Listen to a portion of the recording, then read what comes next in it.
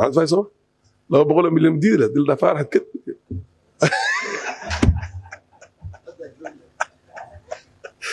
And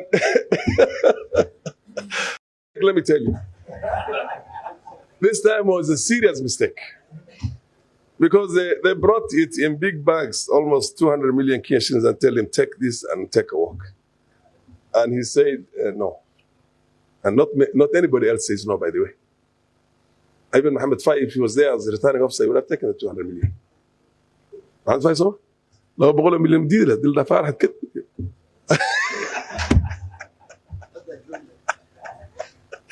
And so basically what we don't have a democracy in here.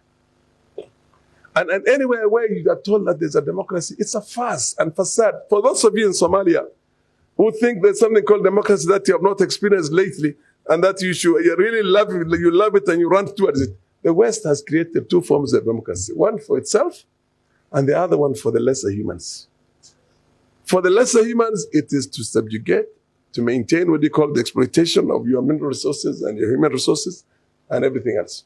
So, this is the situation we have.